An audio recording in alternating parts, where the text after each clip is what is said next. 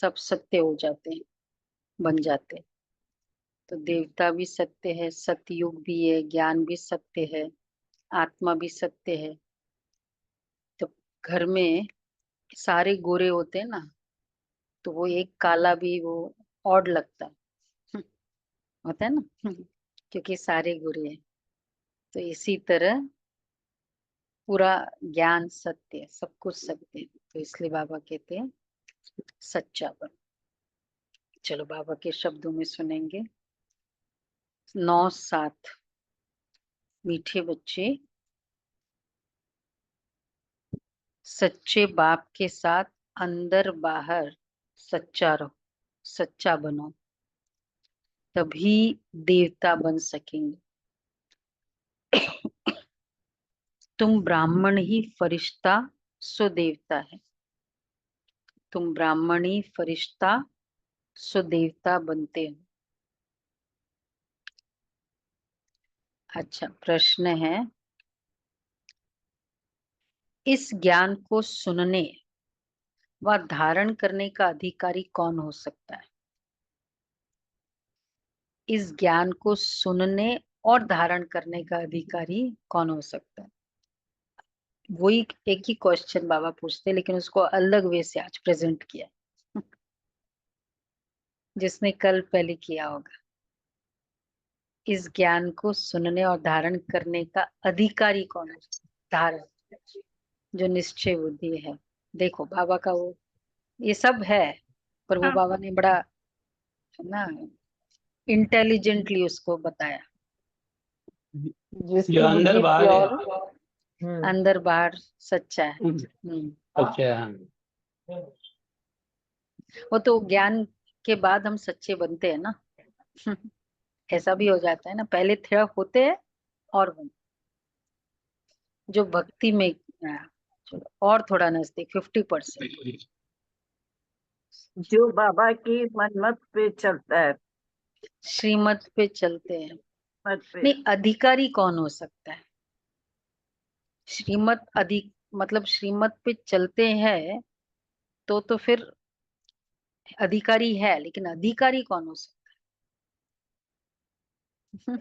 सभी में निपुण है, हाँ, बड़ा जो ट्विस्टिंग आंसर बाबा ने बताया। जो सभी ऑलराउंडर है। जिसने ऑलराउंड पार्ट बजाया है। हाँ, जिसने ऑलराउंड पार्ट बजाया है। देखो, सुनने और धारण करने का अधिकार। कई बार बाबा कहते हैं जिसने ऑलराउंड पार्ट बजाया है उसकी निशानी क्या होगी?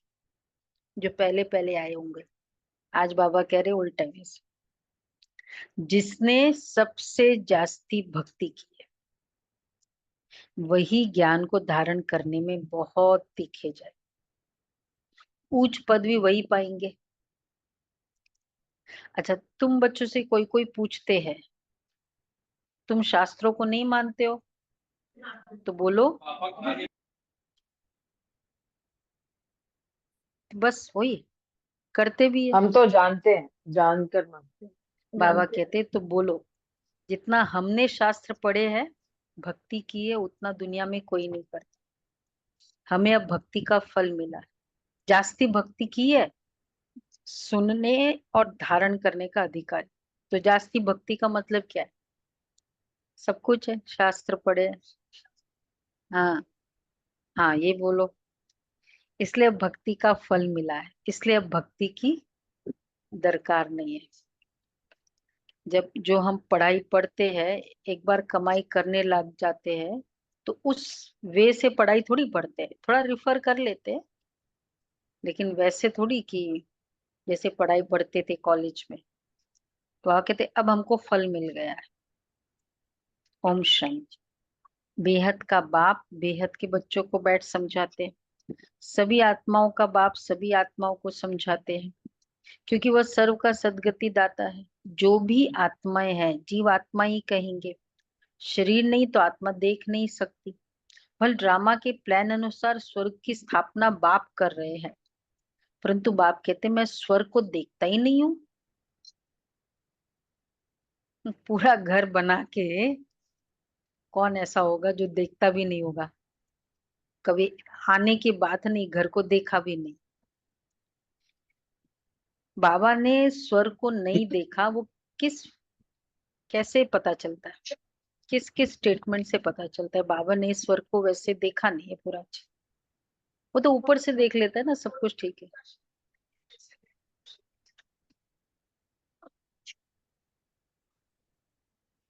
हाँ वो है। कई बार बाबा कहते हैं वहां फिर एक बच्चा होगा, होगा होगा कई बार कहते हैं ना, फिर ऐसे ही होगा, फिर ऐसे ही होगा, शायद ऐसे ही होगा। कितनी बार बाबा सत्युग के डिटेलिंग में होगा वर्ड यूज करते हैं।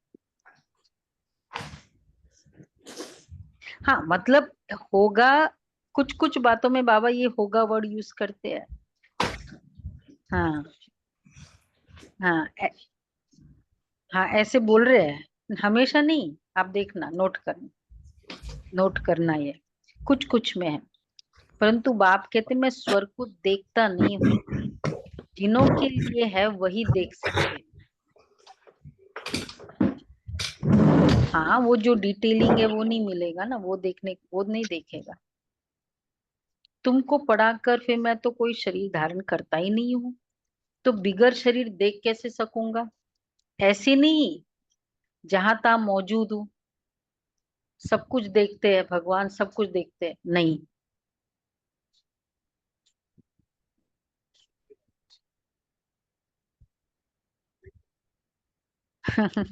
कुछ देखता है कुछ नहीं देखता है। तो बाबा कहते जानता तो सब कुछ है ना, तो बिगड़ शरीर देख कैसे सकूंगा? तो बाबा कह रहे हैं, तो अच्छा फिर बाप देखते किसको है? स्वर्ग को तो नहीं देखते। तो बाबा कहते हैं ऐसे नहीं, बाप सिर्फ देखते हैं तुम बच्चों को, जिनको गुलगुल बनाकर याद की यात्रा सिखलाते। योग अक्षर भक्ति का है। नहीं नहीं, अभी बच्चों को देखते, बच्चों को देखता हूँ, देवताओं को नहीं देखता हूँ। वो कंप्लीट रेस्ट में होते हैं ना उसमें, जिनको गुलगुल बनाकर याद की यात्रा सिखलाते हैं। योग अक्षर भक्ति का है, ज्ञान देने वाला एक ज्ञान का सागर है। उनको ही सदगुरु कहा जाता है। बाकी सब है गुरु, सच बोलने वाला, सचखंड स्थापन करने वाला वही है। भारत सचखंड था, वहां सब देवी देवता निवास करते थे। तुम अभी मनुष्य से देवता बन रहे हो, तो बच्चों को समझाते हैं, बच्चे सच्चे बाप के साथ अंदर बाहर सच्चा बनना है। अब किसी को खुश करने के लिए कुछ बात बोलनी पड़ती है, तो फिर क्या करो? मैन्युपुलेशन भी नहीं है, लेकिन मतलब थोड़ा सा उसको युक्ति। हाँ मतलब वो भाव वैसा नहीं है, तो पर फिर भी, क्योंकि भावना भी कुछ बातों को अभी डिस्क्लोज करना होता है, कुछ बातों को बाद में डिस्क्लोज करना होता है। हाँ एज पर कि नहीं, बाबा कहते सबको नहीं बताओ वो बात। बाबा कहते ना अंदर बाहर सच्चे रहो, तो जो मेरे मन में था, इसके बारे में मुझे टेंशन था, मैंने इनको बता दिया। अंदर बाहर सच्चा रहो, उसके लिए सच्चा नहीं बोला, उसके लिए भी श्रीमत है, किसके सामने वो बात बतानी है, सबके सामने नहीं बतानी। पहले तो कदम कदम पर झूठी था, वह सब छोड़ना पड़ेगा। अगर स्वर्ग में उच्च पद पाना चाहते हो, तो अगर स्वर्ग में उच्च पद पाना चाहते हो, तो जो कदम कदम पर झूठ था वो सब छोड़ना पड़ेगा। भले स्वर्ग में तो बहुत जाएंगे, परंतु बाप को जानकर भी विकर्मों का विनाश नहीं किया, तो सजाए खाकर हिसाब किताब चुकतू करना पड़ेगा। फिर पद भी बहुत कम मिलेगा। राजधानी स्थापन हो रही है पुरुषोत्तम संगम युग पर। राजधानी न तो सतयुग में स्थापन हो सकती है, न कलयुग में, क्योंकि बाप सतयुग या कलयुग में नहीं आते हैं। इस युग को कहा जाता है पुरुषोत्तम कल्याणकारी युग। इसमें ही बाप आकर सबका कल्याण करते हैं। कलयुग के बाद सतयुग आना है, इसलिए संगम युग भी जरूर चाहिए। क्यों संगम युग चाहिए? कलयुग के बाद सतयुग आना है तो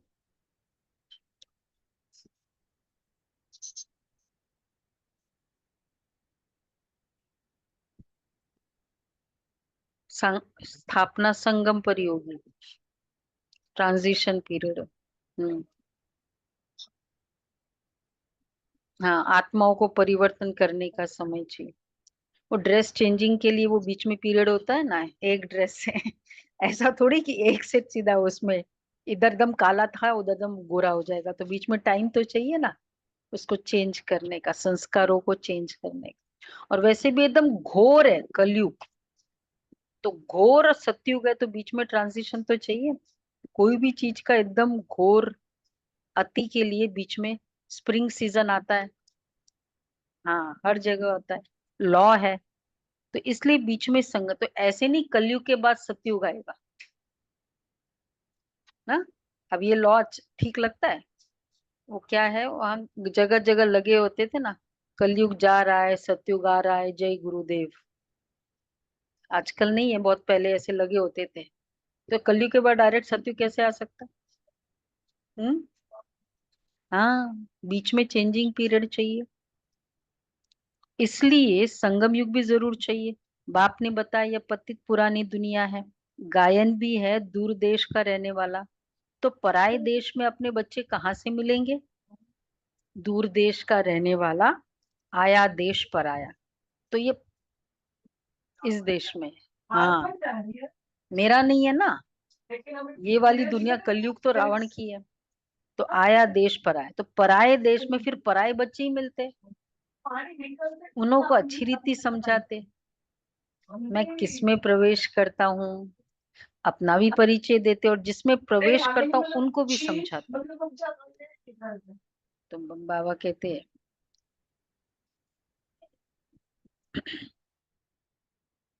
कि यह तुम्हारा अंतिम बहुत जन्मों के अंत का जन्म है। कितना क्लियर है? अभी तुम यहाँ पुरुषार्थी हो, संपूर्ण पवित्र नहीं हो। संपूर्ण पवित्र को एकदम संपूर्ण पवित्र हो जाए तो फरिश्ता को कहा जाता है। जो पवित्र नहीं उनको पतिति कहेंगे। फरिश्ता बनने के बाद फिर देवता है, देवता हो। सूक्ष्म वतन में तुम संपूर्ण फरिश्ता देखते हो, उन्हों को फरिश्ता कहा जाता है। देखो अब कितना क्लियर है, सूक्ष्म वतन में मैं आत्मा आकारी स्वरूप में जब जाती हूँ, मैं संपूर्ण फरिश्ता होती हूँ।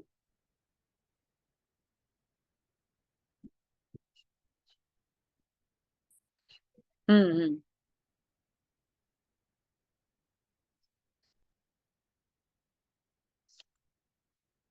तो वैसे जो गुलजार दादी बताती थी कि संपूर्ण फरिश्ता स्वरूप हमारा होता ही है। बाबा हमें जब भी देखता है, नॉट कि जब हम जाए तभी, अदरवाइज भी वही फरिश्ता ड्रेस में। तो हम जो जाएंगे, हमको नहीं पता हमारा फरिश्ता, संपूर्ण फरिश्ता स्वरूप क्या है। कंप्लीट एंजेलिक ड्रेस, सबकी अलग अलग है, सबकी परसेंटेज ऑफ परफेक्शन अलग अलग है। तो वो ड्रेस में आत्मा प्रवेश करती, वो अलग बात है। इसलिए बाबा उसी को देखता है, उसी को देखकर तो बाबा कहते हैं सूक्ष्म वतन में तुम संपूर्ण फरिश्ता देखते हो, उन्हों को फरिश्ता कहा जाता है। तो बाप समझाते हैं बच्चों, एक अल्फ को ही याद करना है। अल्फ माना बाबा, उनको अल्लाह भी कहते हैं। बच्चे समझ गए हैं, बाप से स्वर का वर्षा मिलता है। अच्छा, स्वर कैसे रचते हैं? याद की यात्रा से और ज्ञान से। भक्ति से ज्ञान होता नहीं, ज्ञान सिर्फ एक बाप ही देते ब्राह्मणों को। ब्राह्मण चोटी है ना, अभी तुम ब्राह्मण हो फिर बाजुली खेलेंगे। ब्राह्मण देवता क्षत्रिय, इसको कहा जाता है विराट रूप। ब्राह्मण, पहले हम ब्राह्मण थे, कब? संगम युग। फिर देवता, क्षत्रिय, वैश्य, तो ये विराट रूप में। तो विराट रूप के चित्र में ये बताया है, ब्राह्मण को चोटी। विष्णु जी का विराट रूप का चित्र होता था पहले, पूजा भी करते थे, लेकिन उसको पूजा वाला चित्र नहीं मानते थे क्योंकि उसमें नेगेटिविटी भी बताई है ना। तो ब्राह्मणों मतलब जाति को बताया है कि ब्राह्मण जाति चोटी में, देवता फेस पे, और क्षत्रिय ये वाला पार्ट, और पेट उदर, उदर उसको उदर बोलते हैं, वैश्य, और पैर का पार्ट शूद्र। मतलब ये उसकी ग्रेड, ये 4 जाति की ग्रेड है। अब जाति नहीं, ये आत्मा की ग्रेड है। हाँ देवता बताए, देवता भी है कहीं कहीं जो हमने देखा है, फेस पे बताते हैं ना। फिर इधर चोटी है, ये है, तो फिर ये किसका है? क्योंकि ये है क्षत्रिय। फिर वो उनका जो भी है, चोट नहीं दिखाया ब्राह्मणों को चोटी के रूप में। तो बाबा कहते अभी तुम ब्राह्मण हो, फिर बाजोली खेलेंगे। विराट रूप, तो ब्राह्मण देवता क्षत्रिय इसको कहा जाता है विराट रूप। तो ये आत्मा की ग्रेड्स है एक्चुअली। इन्होंने जाति बता दी कि ये जाति इतनी उच्च है, ये जाति ऐसी है। पर अगर आज की कंडीशन देखा जाए, कोई भी जाति को देखो, किसी भी, नॉनवेज कौन सी जाति नहीं खाती है? हम्म। जैन। अब इम्प्योरिटी, ब्रह्मचर्य का पालन कौन सी जाति करती है? फिर तो प्याज लहसुन सब जाति खाती है, तो फिर राई क्या?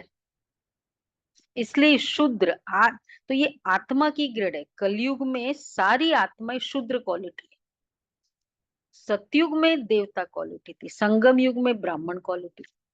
तो वो एक्चुअली था, इन्होंने ऐसे बता दिया। हाँ फिर वो उस हिसाब से भाग ऑफ द बॉडी बता दिया कि ये भाग ऑफ द बॉडी सबसे हाईएस्ट माना जाता है, फिर ये, फिर उसके बाद ये, फिर पैर का बाद में लास्ट। तो ब्राह्मण कुल ही सर्वोत्तम कुल है, जबकि बाप आकर पढ़ाते हैं। बाप शूद्रों को तो नहीं पढ़ाएंगे। और एक और बात है, इसको विष्णु जी के लिए बताते हैं, क्योंकि सतयुग का फर्स्ट सतयुगी की, ये सारा ब्राह्मण क्षत्रिय पांचों किस में होगा? जो शुरू में होंगे कंप्लीट। और वो शुरू में जो विष्णु कुल में आएंगे, उन्हीं का ये है ना, जो आएंगे ही शूद्र कुल में। तो ये विष्णु जाति ही, मतलब विष्णु के कुल वाले ही ये सब पांचों में जाते हैं, उन्हीं का है। बाकी तो जो संगम युग वो तो जाएंगे ही नहीं। तो हर चीज एक्यूरेट बताई है, पर मीनिंग हमको किसी ने नहीं बताया। हाँ इसीलिए आपको पता है। ये लाइट चालू कर दो, वह नीचे है। तो बाबा कहते हैं पढ़ाने में भी टाइम लगता है, राजधानी स्थापन होनी है। तुम ऊंचते ऊंच पुरुषोत्तम बनो। नई दुनिया कौन रचेगा? बाप ही रचेगा, ये भूलो मत। माया तुमको भुलाती है, उनका तो धंधा ही यह है। ज्ञान में इतना इंटरफियर नहीं करती है, याद में ही करती है। कुछ व्यर्थ संकल्प चला अभी आधे घंटे में, तो ज्ञान में नहीं इंटरफियर करती, याद में करती है। आत्मा में बहुत कीचड़ा भरा हुआ है, वो बाप ही की याद बिगड़ साफ हो न सके। योग अक्षर से बच्चे बहुत मूंझते, कहते बाबा हमारा योग नहीं लगता। वास्तव में योग अक्षर हम लोग को कहना चाहिए, योग अक्षर उन हठ योगियों का है, योगा। सन्यासी कहते ब्रह्म से योग लगाना है। अब ब्रह्म तत्व तो बहुत बड़ा लंबा चौड़ा है। जैसे आकाश में स्टार्स देखने में आते हैं, वैसे वहां भी छोटे छोटे स्टार मिसल आत्मा है। ब्रह्म तत्व है, एलिमेंट है, सिक्स्थ एलिमेंट। ब्रह्म भगवान नहीं है। तो वो है परम धाम। परम धाम को ब्रह्म महतत्व कहते हैं। तो इसलिए बाबा कहते हैं वो तो तत्व है, तत्व से जड़ है। चेतन जड़ से थोड़ी योग लगाएगा। जड़ को चेतन से एनर्जी मिलेगी। जड़ को, जड़ चेतन को एनर्जी नहीं दे सकता। तो बाबा कहते हैं वह है आसमान से पार, जहां सूर्य चांद की रोशनी नहीं है। तो देखो कितने छोटे छोटे रॉकेट तुम हो। तब बाबा कहते हैं पहले पहले आत्मा का ज्ञान देना चाहिए। वो तो एक भगवान ही दे सकते हैं। ऐसे नहीं सिर्फ भगवान को नहीं जानते, परंतु आत्मा को भी नहीं जानते। इतनी छोटी सी आत्मा में 84 चक्के चक्र का अविनाशी पाठ भरा हुआ है। कितनी बड़ी, मतलब ये अविनाशी पाठ है।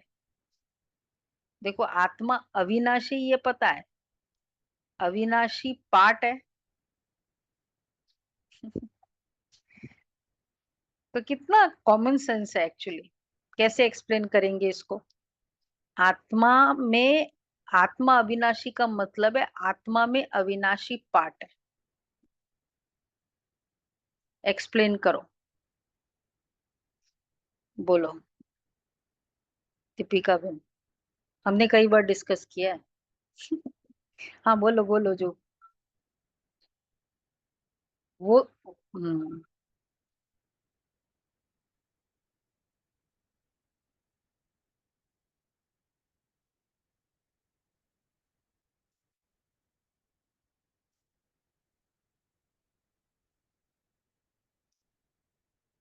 हम्म उससे वो पार्ट है।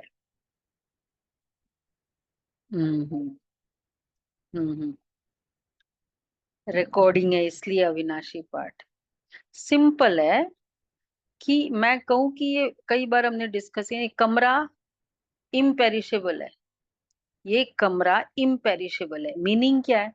तो इसमें जो घड़ी है, सारे चेयर है, कुछ भी जाएगा नहीं।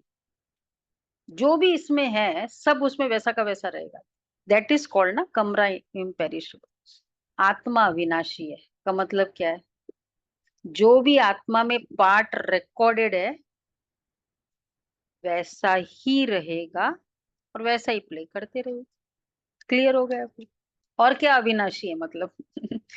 कोई चीज थोड़ी है जो अविनाशी है, उसमें जो चीजें हैं वो अविनाशी। तो बाबा कहते हैं ये दुनिया अविनाशी है। तो आत्मा 84 का चक्र लगाती है।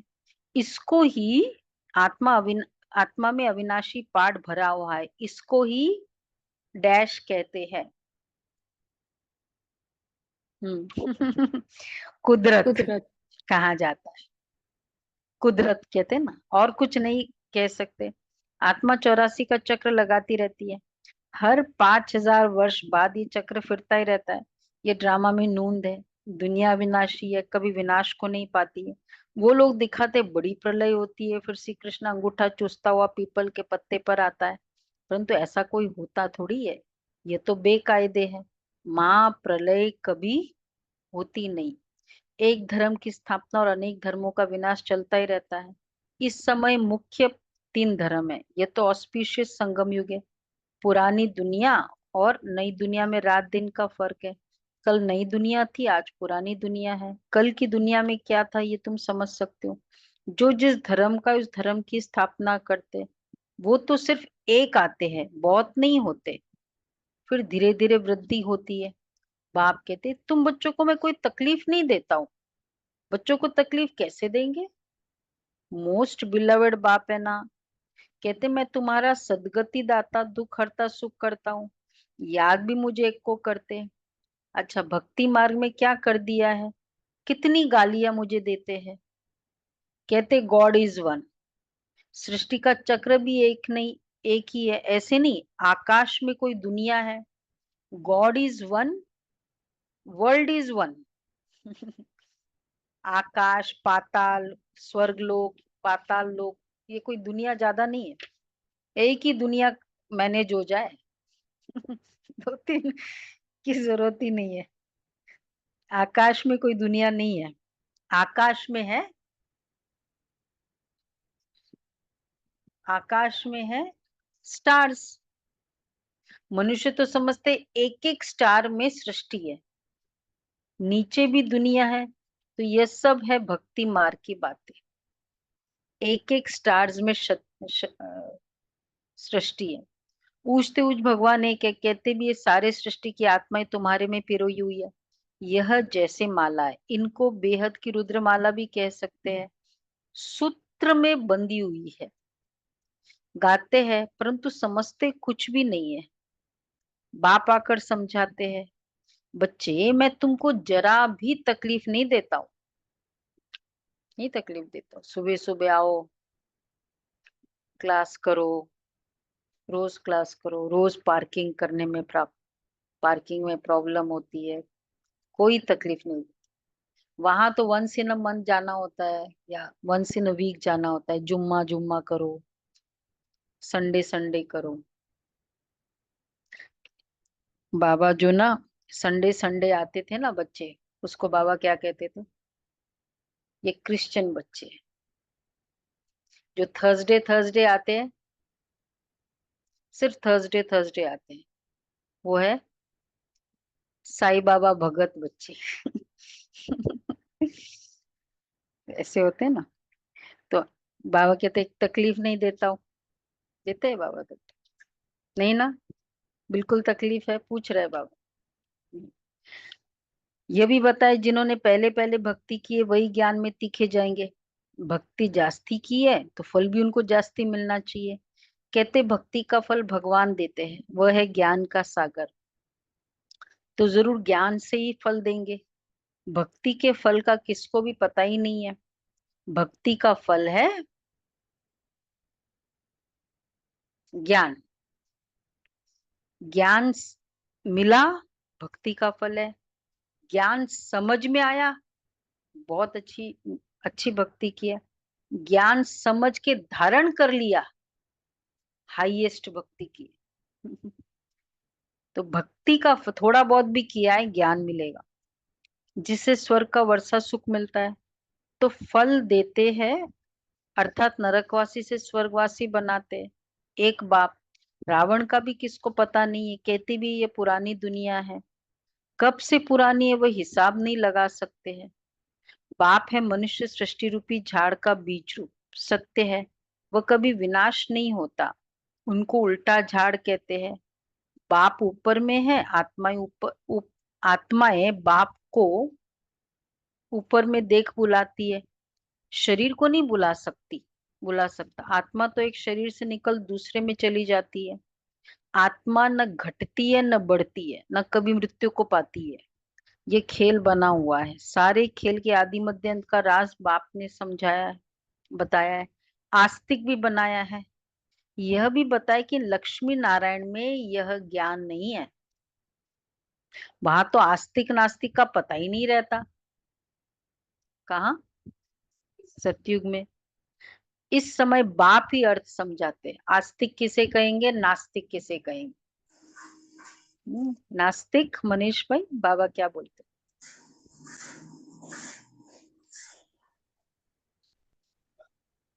जो बाप को नहीं जानते, शिव बाबा को नहीं जानते, वो नास्तिक। तो आस्तिक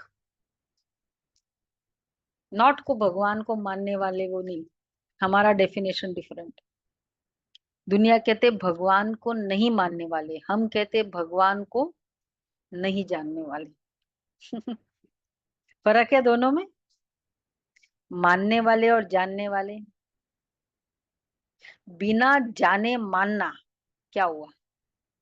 मुझे कोई जानता नहीं है और मानता हूं कि है कोई बहन है, वो कोई इंपॉर्टेंट नहीं लगता है। ये बात। तो आस्तिक और नास्तिक का राज बाप समझाते हैं। इस समय बाप ही अर्थ समझाते हैं। नास्तिक उनको कहा जाता है जो न बाप को, और एक और मीनिंग, हाँ, न रचना के आदि मध्य अंत को और न ड्यूरेशन को जानते। सृष्टि चक्र को भी नहीं जानता है वो नास्तिक। इस समय तुम आस्तिक बने हो, तो दुनिया में कौन आस्तिक है फिर? तीन चीजों को जो नहीं जानते, तो दुनिया में कौन आस्तिक है? केवल हम बच्चे ही है ना, बाकी है ही नहीं। वहां ये बातें ही नहीं है, खेल है ना।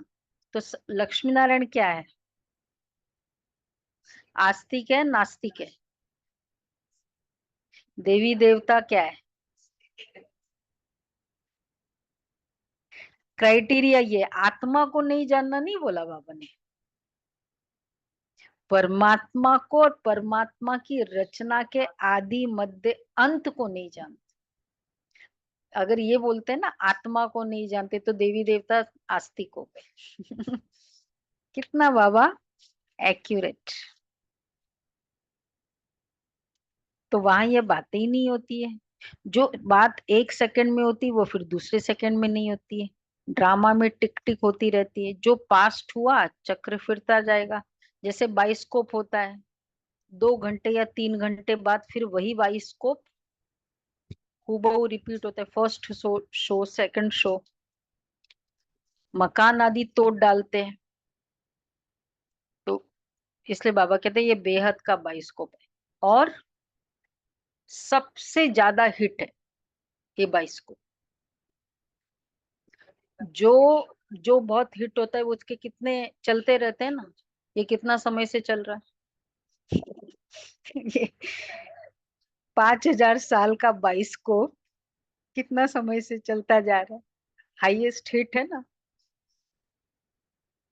तो बाबा कहते हैं, इसलिए कहते हैं ना बेस्ट है ये वाला बाइस्कोप, बेस्ट है। बाइस्कोप को पता है ना, बाइस्कोप बाबा कैसे कहते हैं? सिनेमा पिक्चर, उसको बाइस्कोप कहते हैं। तो 2 घंटे या 3 घंटे बाद फिर वही बाइस्कोप हूबहू रिपीट होगा। मकान आदि तोड़ डालते फिर देखेंगे बना हुआ है।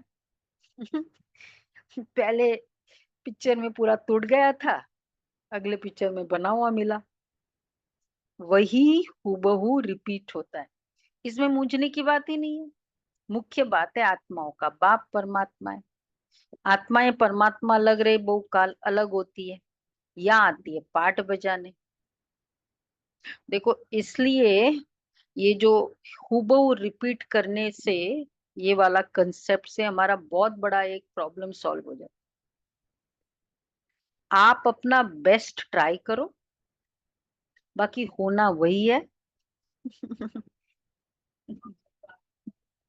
मतलब वो एक्सेप्टेंस करना ही पड़ेगा, खाली आप अपना बेस्ट ट्राई कर सकते। इसलिए बोला डू द बेस्ट।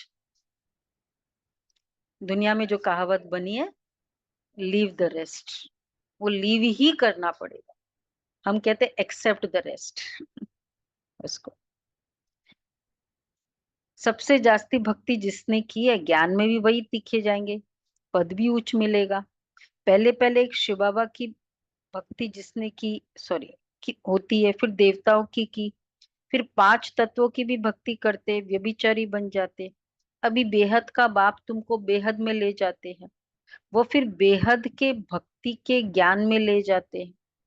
अब बाप तुम बच्चों को समझाते हैं, अपने को आत्मा समझ, मुझे एक बाप को याद करो। फिर वह भी, फिर भी यहाँ से बाहर जाने से कितना अच्छा यहाँ याद रहता है, यहाँ से बाहर जाने से। हमारे लिए नहीं है ये, भुला देती है माया, तुम्हारी गलती नहीं है। जैसे गर्भ में पश्चाताप करते हैं कि हम ऐसे नहीं करेंगे, बाहर आने से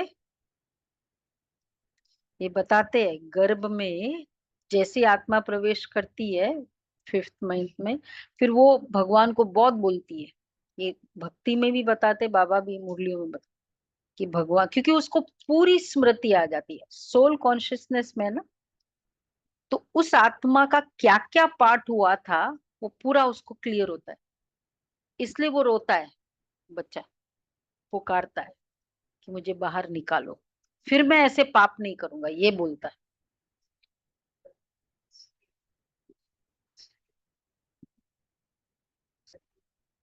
हम्म।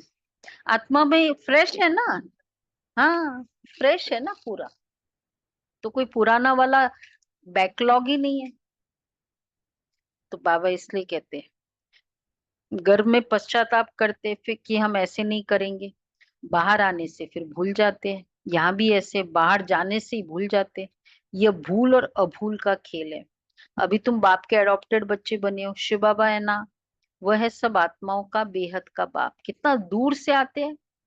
उनका घर है, उनका घर है परम धाम। उन परम धाम से आएंगे तो जरूर बच्चों के लिए सौगात ले आएंगे। कभी भी दूर से आते हैं, जो बाप कभी बहुत समय के बाद आया और इतने दूर से आया, तो एक्सपेक्ट भी करते हैं जहां जाते हैं ना कि भाई गिफ्ट आएगा, तो सौगात ले आएंगे। और गिफ्ट भी हर कोई अपने हैसियत वाला लाता है। भाई पैसे वाला बाप होगा तो वो गिफ्ट भी वैसे ही लाएगा। बाबा कौन सी गिफ्ट लाता है? हथेली पर बहिष्ठ, ये बाबा का पेटेंट वर्ड है। सौगात में ले आते बाप,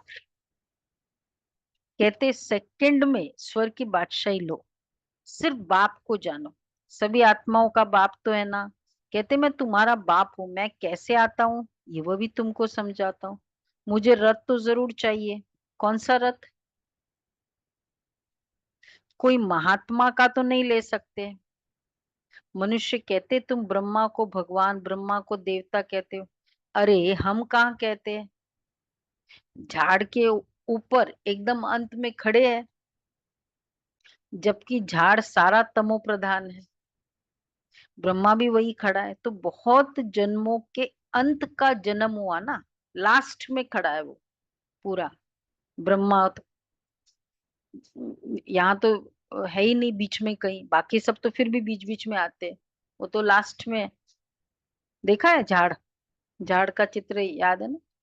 7 डेज कोर्स की किताब सबके घर में होनी चाहिए बेसिकली, है कि नहीं है?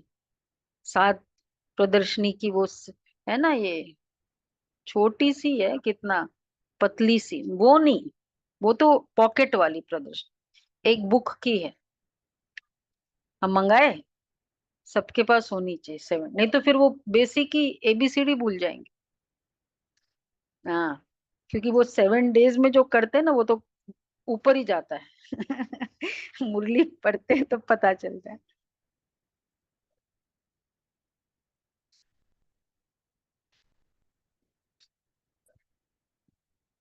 नए ड्रामा,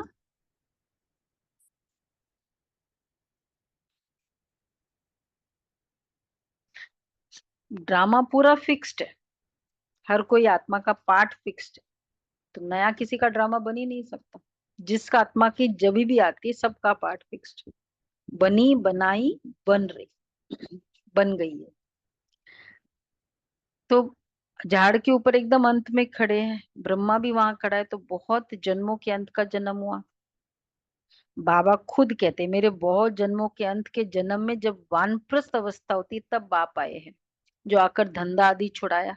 60 वर्ष के बाद मनुष्य भक्ति करते हैं भगवान से मिलने के लिए। तो बाबा की जब प्रवेशता हुई तो आयु थी 60। बाबा बाप कहते तुम सब मनुष्य मत पर थे, अभी बाबा तुम्हें मत दे रहे हैं, श्रीमत दे रहे हैं। शास्त्र लिखने वाले भी मनुष्य है, देवताएं तो लिखते नहीं ना पढ़ते हैं। सत्युग में शास्त्र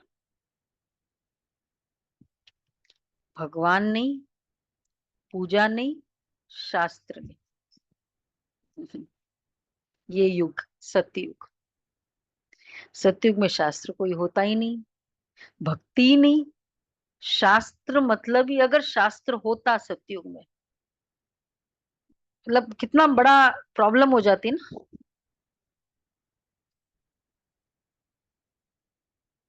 हाँ, हाँ, कोई शास्त्र मतलब पुराना, हिस्ट्री शुरू ही नहीं हुई, वर्ल्ड तो शुरू हुआ तो क्या लिखेंगे कि मनु शत्रुपा आए थे, फिर ऐसे किया था, फिर एक समय प्रताप भानु राजा आए थे, उसने ऐसे झगड़े किए। जब शुरू ही हुआ था तो शास्त्र कहाँ से आए? लॉजिक है, सतयुग में शास्त्र हो नहीं सकते। तो बाबा कहते सतयुग में शास्त्र होते ही नहीं है, भक्ति ही नहीं, शास्त्रों में सब कर्म कांड लिखा हुआ है, वहां ये बातें है ही नहीं। तुम देखते हो बाबा ज्ञान देते, भक्ति मार्ग में तो हमने शास्त्र बहुत पढ़े हैं। कोई पूछे तुम वेदों शास्त्रों आदि को नहीं मानते हो? तो सतयुग में जो नॉर्म्स बनेंगे, हम कहते हैं ना नॉर्म्स ऑफ द फैमिली होते हैं, नॉर्म्स ऑफ द सोसाइटी होते हैं, सतयुग के नॉर्म्स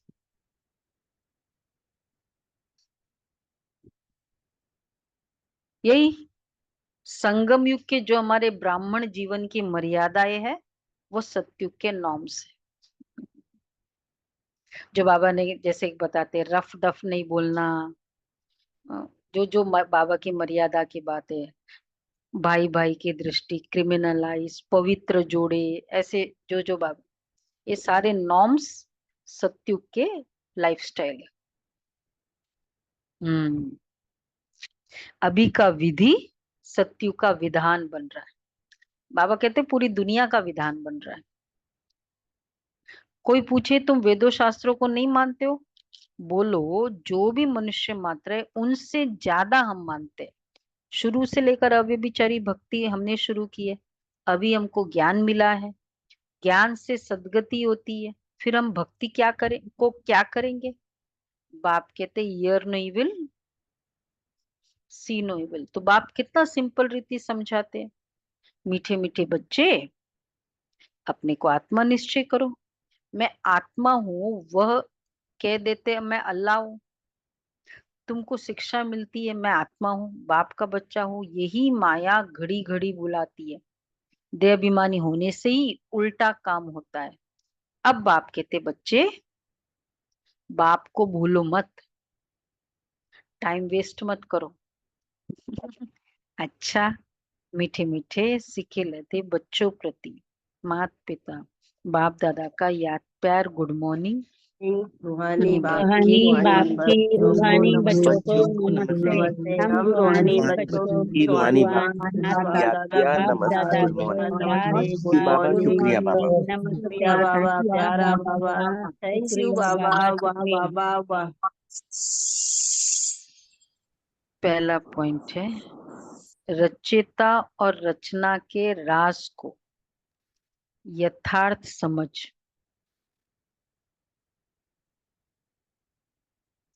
आस्तिक बनना है।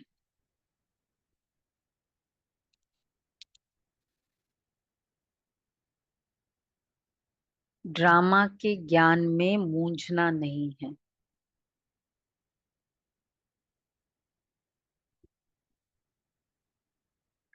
अपनी बुद्धि को हद से निकाल बेहद में ले जाना है। ड्रामा के ज्ञान में मूंझना नहीं है, अपनी बुद्धि को हद से निकाल बेहद में ले जाना। दूसरा है सूक्ष्म वतनवासी फरिश्ता बनने के लिए संपूर्ण पवित्र बनना है। आत्मा में जो कीचड़ा है भरा है उसे याद के बल से निकाल साफ करना है।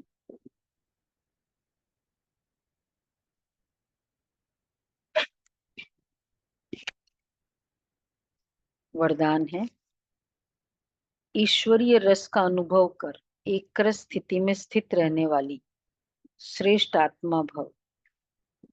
ईश्वरीय रस का अनुभव कर एक रस स्थिति में स्थित रहने वाली श्रेष्ठ आत्मा भव।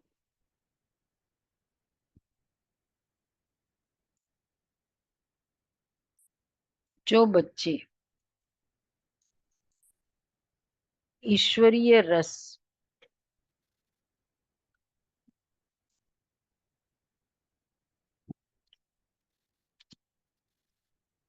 का अनुभव कर लेते हैं उनको दुनिया के सब रस फीके लगते हैं।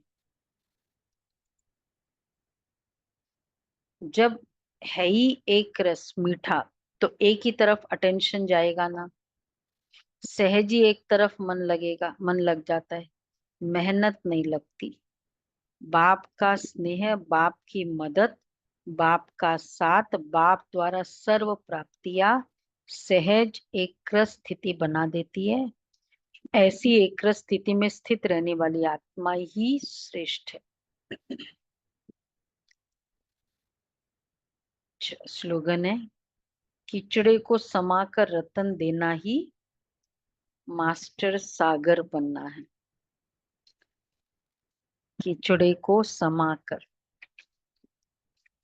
दूसरे की कीचड़ा, दूसरा मुझे कुछ भी कहे, सुने, सोचे, उसको समाकर उसके लिए मेरे श्रेष्ठ संकल्प चलाना, उसको कहेंगे कीचड़े को समाकर रतन देना। अव्यक्त इशारे, आज 9 तारीख। कोई अपने संस्कार व स्वभाव के कारण आपके सामने परीक्षा के रूप में आए, लेकिन आप सेकंड में अपने श्रेष्ठ संस्कार से एक की स्मृति से ऐसी आत्मा के प्रति भी रहम दिल का संस्कार व स्वभाव धारण कर लो। यही है उपकार करना। कोई भी ऐसे संस्कार, बाबा कहते ये है ही ऐसा, ये तो ऐसा है, कोई भी टाइटल का संकल्प बिना है, अपना श्रेष्ठ संस्कार। हमारे एक भी संकल्प उसका स्वभाव को और पक्का बना देता है। मैं संकल्प करूंगी, बहुत जिद्दी है, क्या कर रही हूँ, संकल्प कर रही हूँ, बहुत जिद्दी है, बहुत क्रोधी है। हम कहे रियलिटी है ना। हाँ, बहुत अच्छा है। तुम सुनते ही नहीं हो, क्या करेंगे, कभी सुनेंगे नहीं। अच्छा, इसलिए उसके संस्कार कुछ भी हो, अपोजिट क्रिएट करो, ये बहुत मदद करता है। अच्छा जी।